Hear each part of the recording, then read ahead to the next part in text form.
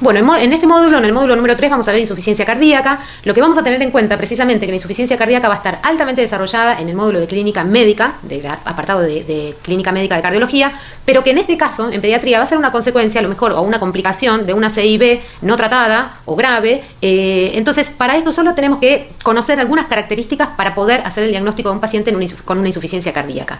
¿Qué quiere decir insuficiencia cardíaca? Bueno, es un estado fisiopatológico donde el corazón es incapaz de mantener un volumen minuto adecuado a cualquiera de las demandas o a todas las demandas metabólicas o hemodinámicas del organismo.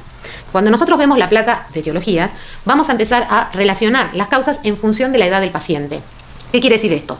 Que, por ejemplo, le van a hacer referencia a un recién nacido que tuvo la mamá una eclampsia, que el paciente sufrió una hipoxia severa, que la primera afectación de la hipoxia en el recién nacido o en el neonato sabemos que es la afectación central, dando como manifestación la encefalopatía hipóxico-isquémica, que se puede presentar inicialmente con convulsiones, pero que otro órgano afectado, por supuesto, es el corazón. Entonces, frente a la hipoxia, el corazón también responde pudiendo entrar en falla cardíaca. Entonces, tenemos que anterior al nacimiento, en el feto, las posibles causas pueden ser las anemias hemolíticas graves, como la incompatibilidad de RH, la taquicardia supraventricular, pero en el neonato, y este es el ejemplo por ahí característico de ese neonato que tuvo un episodio de asfixia al nacer, o es un neonato polimalformado, que también dentro de las complicaciones de sus malformaciones aparece la insuficiencia cardíaca. Una de las malformaciones pueden ser malformaciones arteriovenosas, cualquiera de las cardiopatías congénitas graves que se desencadenen en el primer momento de vida, o miocardiopatía viral después de unos días de internación, que el paciente quede afectado por algún agente etiológico viral y termine desarrollando una insuficiencia cardíaca. En los lactantes vemos que la insuficiencia cardíaca, la causa más frecuente es la comunicación interventricular, que vimos en el módulo anterior, que es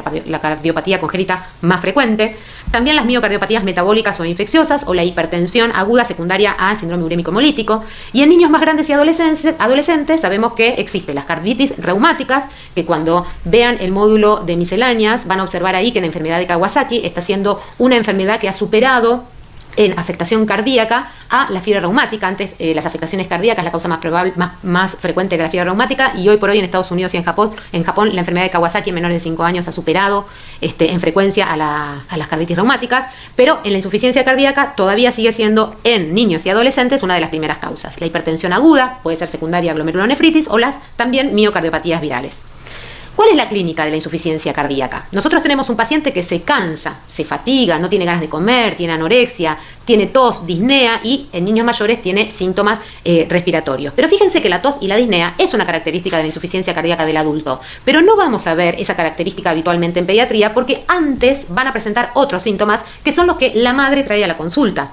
Cuando vemos en el examen físico, vemos ortopnea, ¿no? La posibilidad de cómo tiene ese paciente cuando uno observa cómo respira en posición para poder mejorar su entrada de aire. Entonces, él presenta ortopnea. Después, lo que le pregunta a la madre es si este paciente se puede alimentar adecuadamente, si lo hace con ganas, y la madre, una de las cosas que nota, más importante precisamente, es la disminución de las raciones de la mamadera. Cuando la madre le da la mamadera, lo que dice es que a los 50 o 60 mililitros de ingeridos, el paciente se cansa, se agota, se lo ve con hambre, pero se agota. Esto implica que también si la mamá pone las manos en el pecho del niño, siente que el chico tiene acelerado su ritmo cardíaco, ¿sí? Entonces aparece la taquicardia en respuesta. Puede haber ritmo de galope, puede haber sudoración excesiva, precisamente por el aumento de este gasto, por un ejercicio excedido a las posibilidades que el niño tiene.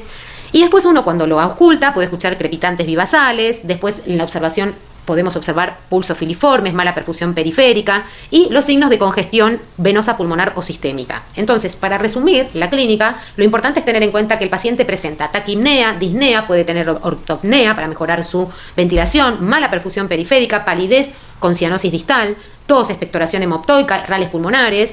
También uno, si empieza a evaluar, también puede presentar en la valoración abdominal una hepatomegalia, que en realidad la hepatomegalia está relacionado porque el paciente puede presentar otra de las características, la congestión hepática secundarias a otras causas de hipertensión, que también como complicación puede dar la insuficiencia cardíaca, edemas, ingurgitación yugular, sufusiones, etc. Entonces, para resumir la clínica, es importante tener en cuenta que lo primero que va a traer la madre a la consulta es que nota que el chico se cansa con las primeras chupadas de la teta o con pocos volúmenes de la mamadera, que transpira mucho, que su corazón late rápido, y entonces uno empieza a pensar que es un paciente que puede estar en insuficiencia cardíaca y hacer el diagnóstico, en principio clínico, para completar con los estudios complementarios.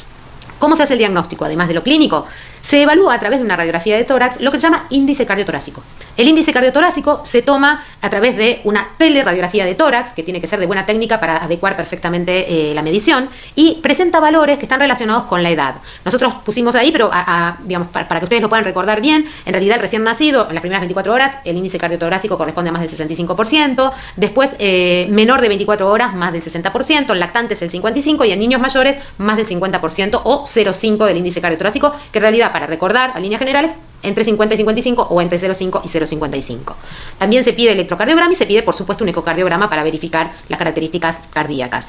En la siguiente vemos la figura de cómo se realiza el índice cardiotorácico y al final el tratamiento, que en realidad uno siempre tiene que ir a la causa de la insuficiencia cardíaca, solo que cuando el paciente se encuentra en insuficiencia cardíaca, tenemos medidas generales para realizar con reposo y posición semisentada a 45 grados, de entregarle oxígeno para gratificarlo un poco más el estado del paciente de esa disnea o esa falta o esa sed de aire. Se aplican diuréticos. Cuando nosotros damos furosemida tenemos que acordarnos de dar caón o potasio, adicionar potasio, justamente porque la furosemida es perdedora de potasio. Si no, se utilizan otros diuréticos como la espironolactona o las tiacidas, vasodilatadores, que está indicado en cuadros de insuficiencia cardíaca severa, y drogas inotrópicas. Con esto, digamos, los conceptos importantes entonces de insuficiencia cardíaca serían tener en cuenta exactamente cuáles son las características clínicas según la edad que presenta el paciente y buscar la etiología para tratar la etiología de la insuficiencia cardíaca.